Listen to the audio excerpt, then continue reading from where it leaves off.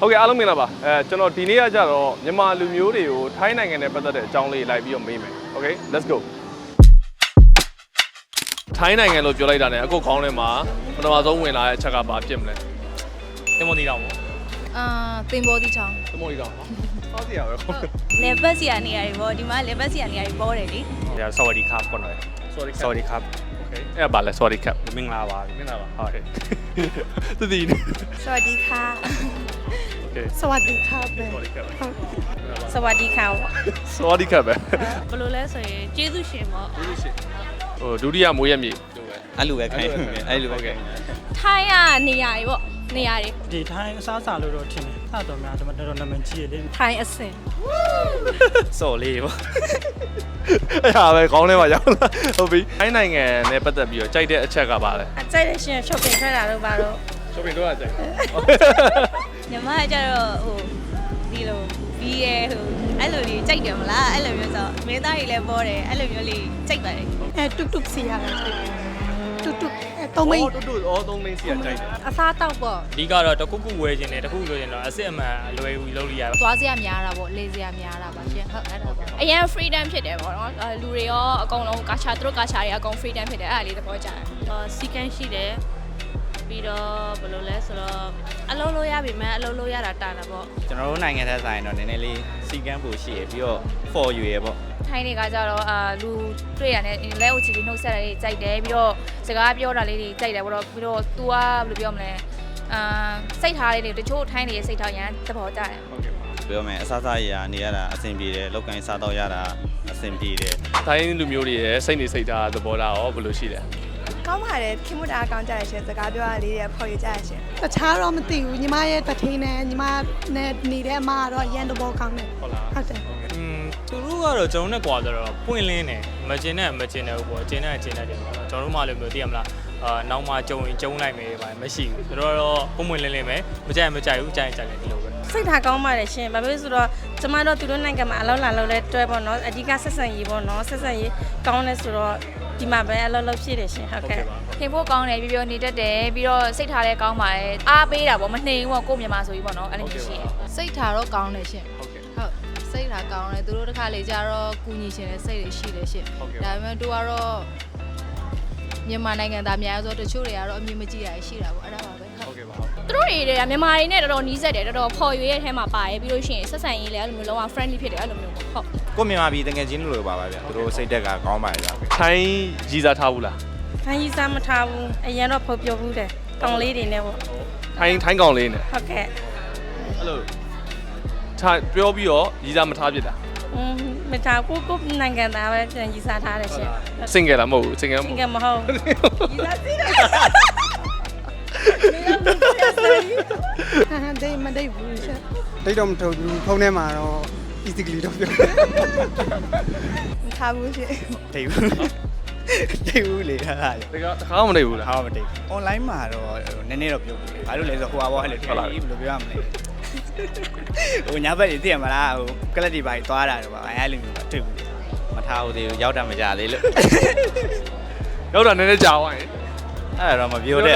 ဟုတ်ဟုတ်ထိုင်းလူမျိုးကောင်မလေးနဲ့ဒိတ်ဘူးလား online မှာရောနေပါမဒိတ်ဘူးဟော girlfriend ရှိgirlfriend ရှိရလားဟုတ်ကဲ့ girlfriend ကမြန်မာလူမျိုးဟုတ်တယ်ဟုတ်ချစ်လားကောင်မလေးချစ်တာပေါ့တခါလေးမေးပေးလိုက်ထိုင်းကြီးစားတော့မထားဘူးလားကြိုက်တဲ့ထိုင်းရီတော့ရှိရဲ့မြန်မာကောင်လေးကြောင်လာတယ်ထိုင်းကောင်လေးကြောင်လာပဲပို့ပြီးတော့ဟိုဟာစီးစနစ်ရှိတယ်ပို့ပြီးတော့တက်ရက်တယ်ထိုင်းကောင်လေးတွေကကြတော့သူတို့ကကြတော့စကားပြောတယ်မုတ်တွေလာပို့တယ်ပေါ့တမျိုးစီတော့တမျိုးစီပဲပေါ့ဒါပေမဲ့ထိုင်းကောင်လေးတွေကပို့တော့ကြောင်တာနည်းနည်းရဲတယ်လို့ခါစားရတယ်အဲ့လိုမျိုးတွေပေါ့နည်းနည်းလေးမြန်မာကောင်လေးကြားလို့သူတို့စားပြီးလာပါညာအဲ့လိုသွားတာပေါ့စားပြီးလာတယ်စားပြီးလာမတက်သေးဘူးတော့မထားဘူးဗျထားဘူးသေးပါဘူးဟုတ်တကယ်ပါမထားဘူးသေးပါဘူးမထားဘူးသေးဟုတ်မထားဘူးသေးထိုင်းကောင်မလေးနဲ့မြန်မာကောင်မလေးနဲ့ဆိုရင်ဘယ်သူပိုကြိုက်လဲမြန်မာပေါ့မဟုတ်ရင်ကောင်မလေးရိုက်လိမ့်မယ်ကောင်မလေးရထင်းတယ်ကောင်မလေးကိုပြောချင်တဲ့စကားရှိလားအရင်ချစ်တာဟိုရင်ထဲကနေဒီအတွင်းထဲကချစ်ထိုင်းအစားအစာထဲမှာညီမလေးကြိုက်တဲ့အစားအစာတစ်ခုကိုရွေးပါဆိုဖက်ကဖောက်ပေါ့ဖက်ကဖောက်ဖြစ်မယ်စားရတာလည်းအဆင်ပြေတယ် KFC အဲ့မဟုတ်လေ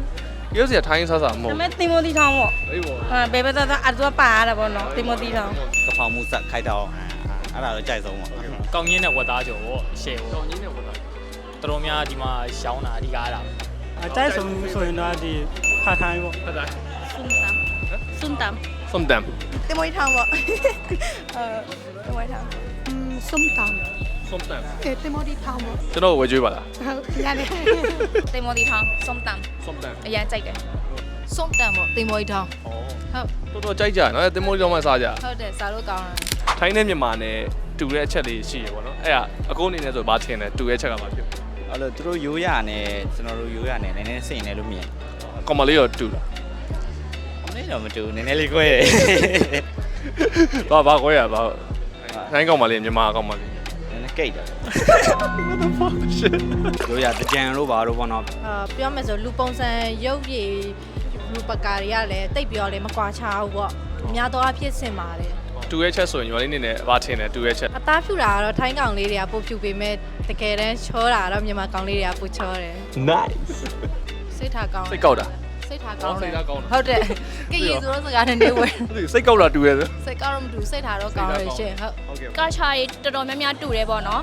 ်ယူရင်ကျေးမှုတွေနှုတ်ဆက်တာတို့ဘာတို့ကအစားအဲ့ဒါတွေတူတယ်တော်တော်များများတူတယ်မြန်မာတွေနဲ့ဟုတ် ကောင်လေးတွေရောအဲ့လိုဘာတူတာရုပ်တွေပါ အော်ကောင်းလေးတွေကတော့မတူပါဘူးထိုင်းနေနေပို့ချော်ရယ် သဘောကောင်းတာပြောရမယ်ထင်တယ်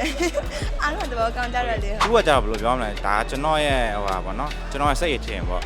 ့ကျွန်တော်မြန်မာလူမျိုးတွေများသောအားဖြင့်ကြာကျွန်တော်ဥပမာတယောက်နဲ့တယောက်ဟိုနေနာတို့ကွတ်အဲ့လိုမျိုးဘယ်လိုပြောမလဲဗလိမ့်နာတို့ဗောနော်အဲ့လိုမျိုးတွေရှိရဒါပေမဲ့သူတို့ကြာအဲ့လိုမဟုတ်ဗျာတယောက်နဲ့တယောက်နားလည်မှုတွေပေးရအာဘယ်လိုပြောမလဲ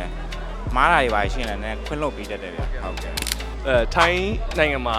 အလုံးလုံးနေတဲ့မြန်မာနိုင်ငံသားတယောက်အနေနဲ့နေထိုင်တဲ့မြန်မာနိုင်ငံသားတယောက်အနေနဲ့ထိုင်းလူမျိုးတွေကိုပြောချင်တဲ့စကားတစ်ခွန်းဆိုရင်ဘာဖြစ်မလဲ အဓိကတော့ကျေးဇူးတင်ပါတယ်ကျွန်တော်တို့ဒီမြန်မာတွေထိုင်းမှာလှုပ်လှုပ်တာအားလုံ